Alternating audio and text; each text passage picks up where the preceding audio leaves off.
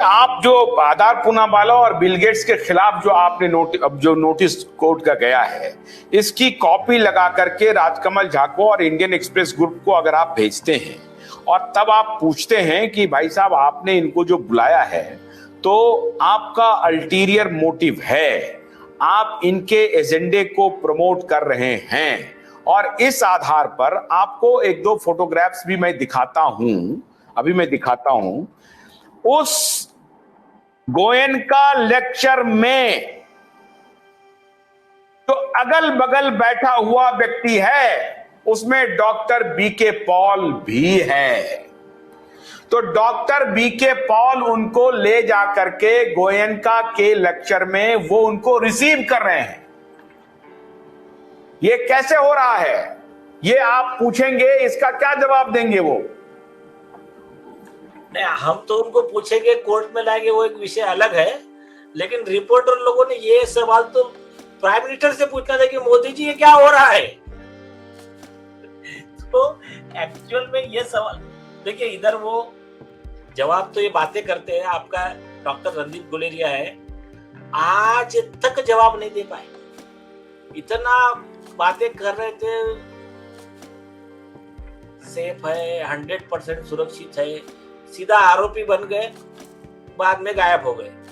तो आज तक जवाब दे नहीं पाए। कोर्ट का नोटिस निकला, हमदर्द सर हो गया, हाईकोर्ट का, दिल्ली हाईकोर्ट से पुलिस ऑफिसर जाके सर्विस करके आया घर पे, रिपोर्ट आ गई कि सर्विस हो गया करके। ये होने के बाद में आज तक रिप्लाई नहीं आ पाया। तो ऐसे कंडीशन में ये सिर्फ फोटो हम दिखाते हैं, जरा देखिए देखिए देखिए देखिए, जरा फोटो क्लोज करो, फोटो क्लोज करो। इसमें ये फोटो नहीं, वो फोटो, हाँ इसके बगल में देखिए, ये है, ये तो गोयनका है, बगल वाला फोटो जिसमें डॉक्टर बीके पॉल है। दूसरा फोटो दिखाओ।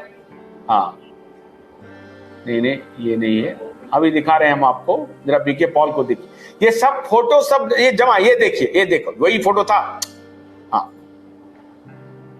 रोकिए रोकिए, रोको, स्टैटिक करो, 1 मिनट, बीके पॉल का फोटो स्टैटिक करो, जरा सा देख लीजिए आप नीलेश जी। ये फोटो बताना है कि ये गोयनका, ये कौन है, विवेक पॉल कौन है, बहुत बड़ा ये है ना, ये बीके पॉल वहां क्या कर रहा था।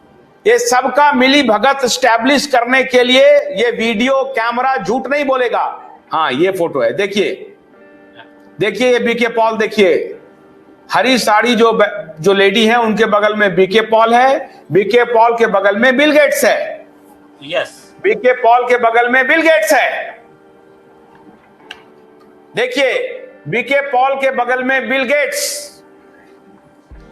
ठीक है नीलेश जी, यस, माननीय अदालत को, सुप्रीम कोर्ट को और मुंबई हाई कोर्ट को भेजिए ये फोटोग्राफ, बोलिए अदालत को कि ये क्या मिली भगत है इन लोगों की, इन माफियाओं की मिली भगत क्या है। इन बेईमानों को एक्सपोज कीजिए नीलेश जी, इन बेईमानों को एक्सपोज कीजिए। पूरा देश देख रहा है, पूरा देश जानना चाहता है कि ये बेईमान वहां पर क्या कर रहा था। ये गोयनका का ग्रुप, ये विवेक पॉल, ये बिल गेट्स किस बात का लेक्चर देने गया था? ये किस बात का लेक्चर देने के लिए गया था? ये माननीय अदालत को हमारे सारे दर्शक पत्र लिखिए, ये फोटोग्राफ ले लेकर के पत्र भेजिए, पत्र भेजिए कि इन लोगों की मिली भगत है, देश को बर्बाद करने के रास्ते पर ये लोग चल रहा है, इनको पकड़िए। नीलेश जी। यस यस, हाँ नीलेश जी बोलिए, बोलिए नीलेश जी। क्या है पता है क्या, ये सिर्फ यही नहीं है इनकी चीजें। इंडियन एक्सप्रेस के खिलाफ में इसके पहले भी एक देशद्रोह का कंप्लेंट दिया था अपने रशीद भाई ने। इन्होंने क्या किया था, एक आर्टिकल पब्लिश किया था। किसका आर्टिकल था वो? एडवोकेट फली नरीमन का था, और मेरे ख्याल से एक था इसका पी चिदम्बरम का। किस बारे में पता है? दिल्ली का जो हुआ था ना टुकड़े टुकड़े गैंग वाला विषय, उस मामले में इन लोगों ने एक आर्टिकल ऐसा पब्लिश किया, ये सब पूरा ऐसा कॉन्स्पिरेसी है इनका, कि अब उसमें नारे क्या लगे थे, इंडियन आर्मी मुर्दाबाद, पाकिस्तान आर्मी जिंदाबाद, ऐसे सब नारे लगे। और नारे लगने के बाद में वो शायद मेरे ख्याल से कन्हैया कुमार और कोई तो भी उमर खालिद ऐसे कोई लोग अरेस्ट हुए। अरेस्ट होने के बाद में अब पब्लिक का माहौल इतना ये हो गया, तो इन्होंने क्या किया, कोर्ट को गुमराह करने के लिए एक आर्टिकल पब्लिश किया। उसमें क्या लिखते हैं कि ये ऐसा ना, ये कोई देशद्रोह का मामला होता नहीं है और पिनल आईपीसी का मामला होता नहीं है। इस तरह का आर्टिकल पब्लिश किया।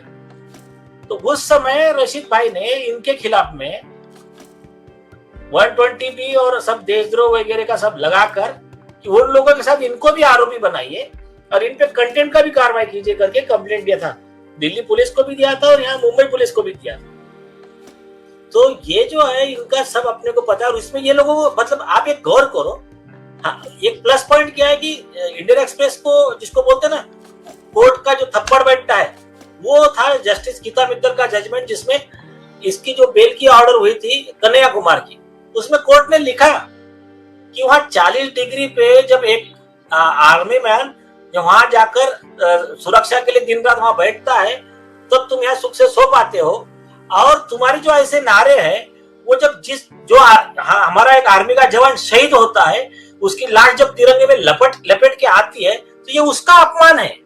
तो ये इस तरह से उन्होंने कहा कि जो कैंसर हो जाता है तो पहले दवाई देकर ठीक करने का ट्राई करेंगे, नहीं ठीक होता तो कीमोथेरेपी वगैरह, मतलब स्ट्रांग सर्जरी वगैरह करेंगे। ऐसा स्ट्रिक्चर लिखते हुए कोर्ट ने इनका ये बेल ऑर्डर में एक ये किया था कि इनका जो आर्गुमेंट था वो सब रिजेक्ट हो गया था उसमें। तो ये इस तरह के एक कोटरी है, एक ग्रुप है कि कैसा भी करके मतलब इंडियन आर्मी के खिलाफ, देश की सरकार के खिलाफ, देश की अदालतों के खिलाफ, इनके सिलेक्टेड जो दलाल लोग हैं ना, जो सपोज इनका एक आधा करप्ट जज होगा जो इनको सपोर्ट करता होगा, उसको बड़प्पन मतलब उसको ये कर देंगे, ग्लोरीफाई कर देंगे, ऐसा कर दे। बाकी जो सही में अच्छा जुडिशियल जज है, देशभक्त जज है, उसके तारीफ में ज्यादा नहीं लिखेंगे, उसको आगे नहीं आने देंगे। इनको क्या है, ये देश में जैसा उस दिन हमारे फॉरेन मिनिस्टर है अपने, क्या नाम है, जयशंकर जी, इन्होंने कहा कि वो अपना चोर, क्या नाम है, जॉर्ज सोरोस।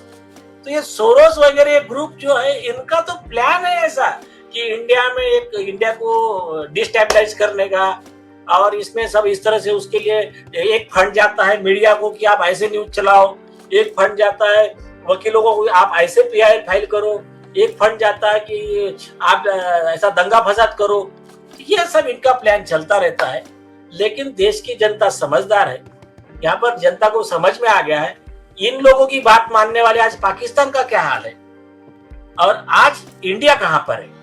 तो इसलिए ये इनकी सब दुकानदारी सरकार के स्तर पर भी नीलेश जी है, आपको लगेगा एक तरफ जयशंकर सोरोस की आलोचना करते हैं और एक तरफ जयशंकर इस बात को नहीं पहचान पा रहे हैं कि सोरोस, गेट्स और बाइडेन की जो मिली भगत है, इस बात को ये समझा नहीं पा रहे अपने देश के प्रधानमंत्री को वो या अपने हेल्थ मिनिस्टर को कि WHO के साथ वो ट्रीटी नहीं करना है।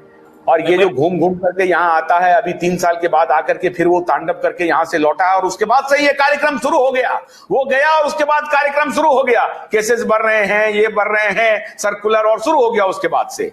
नहीं, आप वो मनसुख मांडविया जी का तो नाम मत लो जी, छोड़ो बाजू में। वो ना मेरी नजर में या तो उस पर्सन को कुछ नॉलेज नहीं है या तो पर्सन फुल्ली कॉन्स्पिरेसी में इन्वॉल्व है। वो आदमी को तो मैं मतलब अपने केस में तो हमने क्लियर मोदी जी को जो लेटर लिखा उसमें लिखा कि पहले ये आदमी पे केस दर्ज करो। ये तो पूरा जैसा कि उनका मार्केटिंग एजेंट है, इस तरह से काम करता है आदमी फार्मा माफिया के लिए। कौन सर? मनसुख मांडविया। हाँ, मनसुख मांडविया, यस।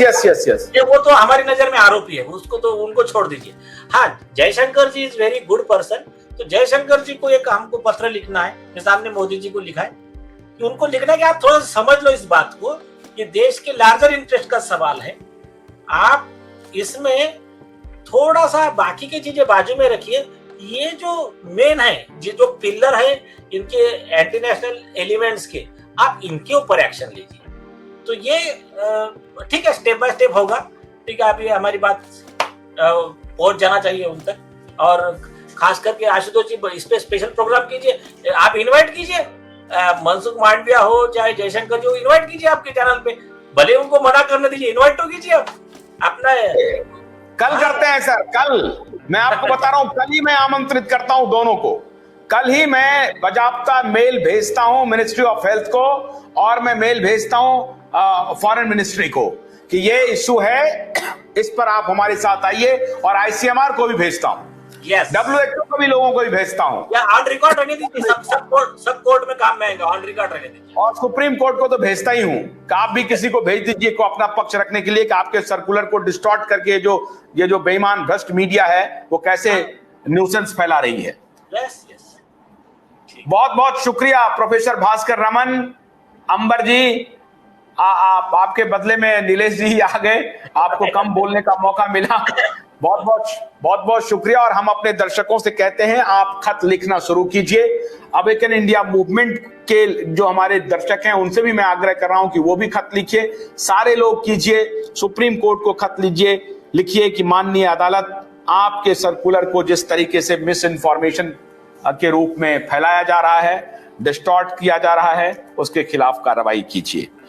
और कल रात 9 बजे मैं आपको अपडेट दूंगा कि ministry of health, ministry of foreign affairs और आईसीएमआर, WHO को जो हमने फोन किया या मेल किया, उसका रिस्पॉन्स क्या है। तब तक के लिए आशुतोष को अनुमति दीजिए।